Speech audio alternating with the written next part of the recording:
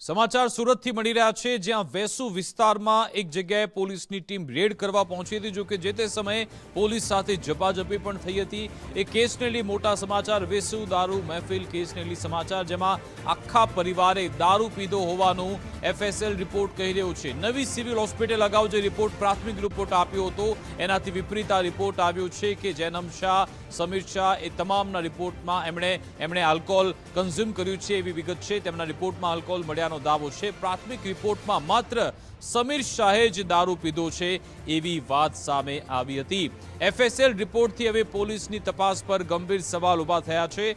પહેલા તો જે જૈનમ શાહે પોલીસ સાથે માથાકૂટ કરી હતી, ઝપાઝપી કરી હતી, એ વર્દીધારી પોલીસ કર્મી હતા, એમની સાથે પણ એણે ઘર્ષણ કર્યું હતું, છતાં પણ જૈનમ પાસે માફી લખાવીને એને જવા દેવામાં આવ્યો હતો। જો કે જ્યારે મીડિયામાં અહેવાલ આવ્યા, સોશિયલ મીડિયામાં વિડીયો વાયરલ થયા, ત્યારે જઈને પોલીસે ફરજમાં રૂકાવટનો ગુનો દાખલ કર્યો। અને હવે જ્યારે એફએસએલ રિપોર્ટ એવું કહી રહ્યો છે કે ન માત્ર સમીર શાહ પરંતુ આખા પરિવારે દારૂ પીધો હતો, અને એમાં પણ હજુ એક વ્યક્તિ સામે ફરિયાદ દાખલ થઈ નથી। એ પણ ખૂબ જ ગંભીર મામલો છે। આખરે કોને બચાવવાનો પ્રયત્ન થયો છે, કોના કહેવાથી લોકોને બચાવવાનો પ્રયત્ન થઈ રહ્યો છે, એક મોટો અહીંયા સવાલ છે। અને બીજી મહત્વની બાબત એ કે નવી સિવિલ હોસ્પિટલે જે રિપોર્ટ આપ્યો હતો, એમાં તો ફક્ત એક જ વ્યક્તિએ એના જ વ્યક્તિના એને આલ્કોહોલ કન્ઝ્યુમ કર્યું છે એવી વિગત મળી હતી। નામ છે સમીર શાહ। સિવિલ હોસ્પિટલનો રિપોર્ટ કહેતો હતો કે ફક્ત સમીર શાહે જ આલ્કોહોલ કન્ઝ્યુમ કર્યું છે। કે હવે આ રિપોર્ટ એવું કહે છે, એફએસએલનો રિપોર્ટ, કે જૈનમ શાહ, સમીર શાહ, હેતલ શાહ એ ત્રણેય આલ્કોહોલ કન્ઝ્યુમ કર્યું છે એવું એફએસએલનો રિપોર્ટ કહે છે। એટલે કે અલગ અલગ રિપોર્ટ। અગાઉ પણ પોલીસે જે કામગીરી કરી એને લઈ પણ સવાલ ઉઠ્યા હતા। આજ અંગે જાણકારી આપશે અમારી સાથે સંવાદદાતા રાકેશ બ્રહ્મભટ્ટ લાઈવ જોડાઈ ગયા છે। રાકેશ, આખા કેસમાં પોલીસની કામગીરી સામે પહેલાથી સવાલ ઉઠતા આવ્યા છે। જ્યારે પહેલા આખો વિડીયો સામે આવ્યો ત્યારે પોલીસે ફક્ત માફીનામું લખાવીને જવા દીધો હતો, અને પછી જ્યારે મીડિયાનું પ્રેશર આવ્યું ત્યારે ફરજમાં રોકાવટનો ગુનો તો દાખલ થયો। હવે વિગત મળી છે કે સિવિલ હોસ્પિટલનો જે પ્રાથમિક રિપોર્ટ છે એમાં પણ ક્યાંક કદાચ ગોલમાલ થઈ હોઈ શકે છે।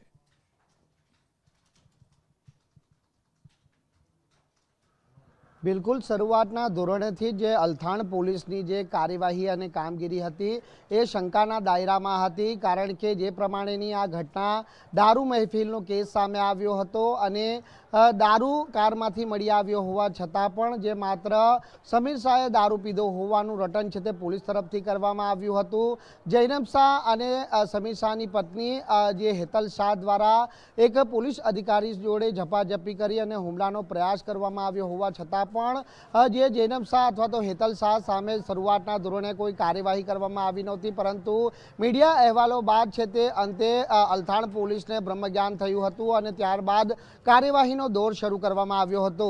જોકે જે સમયે ઘટના બની હતી ત્યારે નવી સિવિલ હોસ્પિટલ ખાતે જે સમીર શાહ અને તેની પત્ની હેતલ શાહ અને તેના પુત્ર જૈનમ શાહના જે બ્લડ સેમ્પલો પણ લેવામાં આવ્યા હતા। જોકે પ્રાથમિક દ્રષ્ટિએ આ સેમ્પલોની અંદર માત્ર સમીર શાહે છે તે દારૂનો નશો કર્યો હોવાનું જે રિપોર્ટ છે તે આપવામાં આવ્યું હતું, પરંતુ આ રિપોર્ટની સામે એક અલગ વાસ્તવિકતા સામે આવી છે, કારણ કે એફએસએલ રિપોર્ટ છે તે હાલ સામે આવ્યો છે ને એફએસએલ રિપોર્ટની અંદર એક મોટો ખુલાસો થયો છે, જેમાં હેતલ શાહ અને પુત્ર જૈનમ શાહ દ્વારા પણ છે તે દારૂનો નશો કરવામાં આવ્યો હતો, જેમાં સૌથી વધુ જો આલ્કોહોલનું પ્રમાણ છે તો હેતલ શાહના બ્લડમાંથી છે તે મળી આવ્યું છે। 709 ગ્રામ ટકા જેટલું જે આલ્કોહોલ છે તેનું પ્રમાણ છે તે હેતલ શાહના બ્લડમાંથી મળ્યું છે, ત્યારે જે જૈનમ શાહ છે તેનામાંથી કુલ 620 ગ્રામ ટકા જેટલું આલ્કોહોલનું પ્રમાણ મળ્યું છે। તેવી રીતે સમીર શાહની વાત કરવામાં આવે તો તેમાંથી પણ કુલ 615 ગ્રામ જેટલું આલ્કોહોલિકનું પ્રમાણ મળી આવ્યું છે।